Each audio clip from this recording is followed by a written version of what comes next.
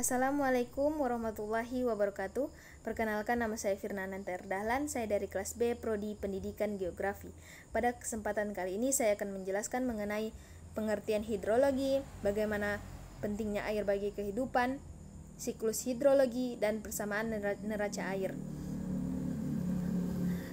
Tugas presentasi ini dilakukan untuk memenuhi tugas mata kuliah hidrologi.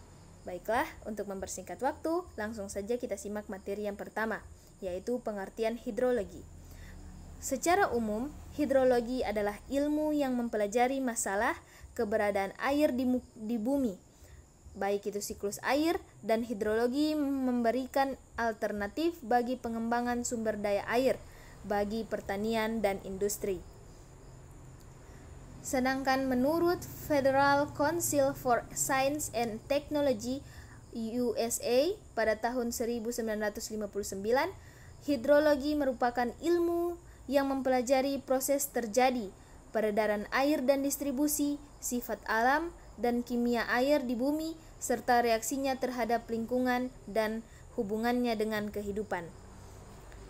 Yang berikutnya atau yang ketiga, definisi Singh menjelaskan pada tahun 1992 mengatakan bahwa pengertian hidrologi adalah ilmu yang membahas karakteristik menurut waktu dan ruang tentang kuantitas dan kualitas air di bumi, termaksud proses hidrologi, pergerakan, penyebaran, sirkulasi tampungan, eksplorasi, pengembangan, dan manajemen.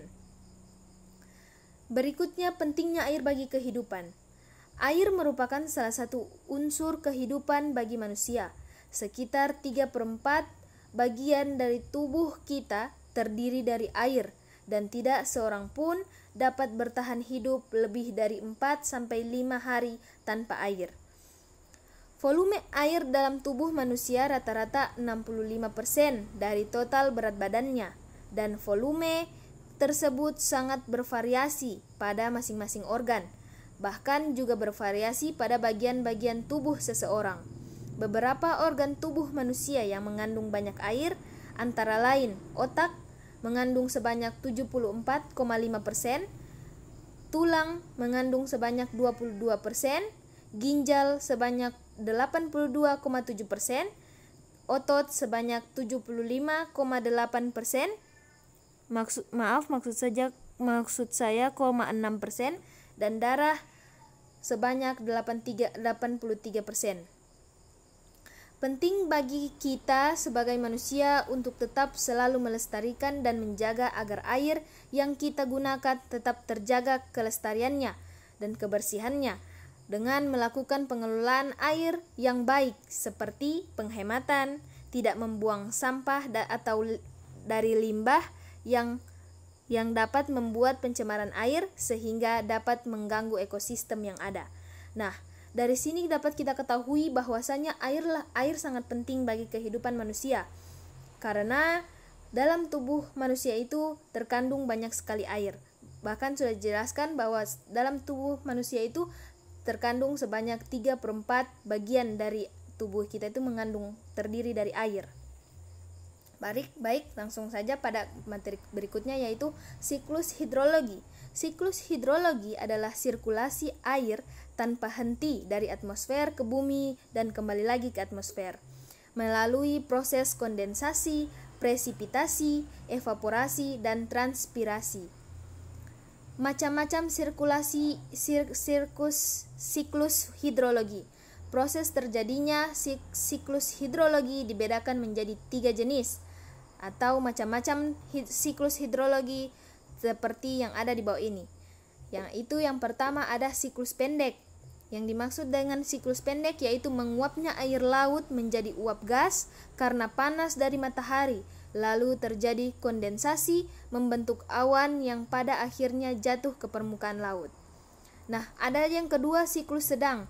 Yang dimaksud dengan siklus sedang ialah menguapnya air laut menjadi uap gas karena panas dari matahari, lalu terjadi evaporasi yang terbawa angin, lalu membentuk awan yang pada akhirnya jatuh ke permukaan daratan dan kembali ke lautan.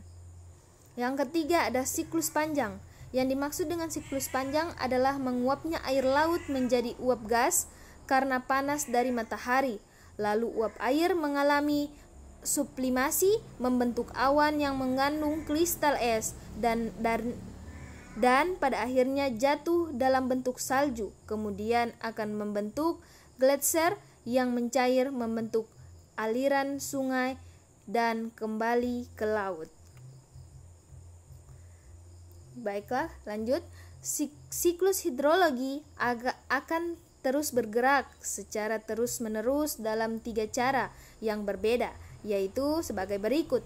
Yang pertama, evaporasi dan transpirasi, yaitu yang dimaksud air di laut, sungai, daratan, tanaman, dan sebagainya, kemudian akan kembali menguap ke atmosfer menjadi awan, lalu menjadi bintik-bintik air yang akan jatuh dalam bentuk es, hujan, atau salju. Yang berikutnya ada infiltrasi atau perlokasi ke dalam tanah. Air bergerak melalui celah-celah dan pori-pori serta batuan yang ada di bawah tanah yang dapat bergerak secara vertikal dan horizontal di bawah permukaan tanah sehingga ke sistem air permukaan. Yang ketiga, air permukaan, yaitu air yang bergerak di atas permukaan tanah yang dapat kita lihat pada daerah urban. Yang berikutnya, perhitungan neraca air atau persamaan neraca air. Pertama-tama kita harus tahu apa itu neraca air. Neraca air merupakan suatu metode yang dapat digunakan untuk melihat ketersediaan air tanah bagi tanaman pada waktu tertentu. Prosedur perhitungan neraca air dibuat berdasarkan sistem tata buku Thornweight dan meter pada tahun 1957 dengan satuan tinggi air milimeter. Perhitungan neraca air didasarkan pada hubungan antara pasokan air atau input dan luaran atau output dari suatu wilayah dalam jangka waktu tertentu. Karena itulah neraca air dapat dipakai untuk mengidentifikasi sumber-sumber air dan penggunaan air di wilayah dalam periode waktu tertentu. Menurut Mogadas tahun 2009. Untuk menghitung neraca air menggunakan metode Thornweight diperlukan input data meliputi curah hujan, temperatur atau suhu udara, penguapan, data tutupan lahan dan kondisi soil tanah. Dan kondisi soil hasil pengamatan lapangan. Baik, sekiranya itu saja yang dapat saya presentasikan pada kesempatan kali ini. Lebih dan kurangnya mohon dimaafkan. Wabillahi taufiq wal hidayah. Wassalamualaikum warahmatullahi wabarakatuh.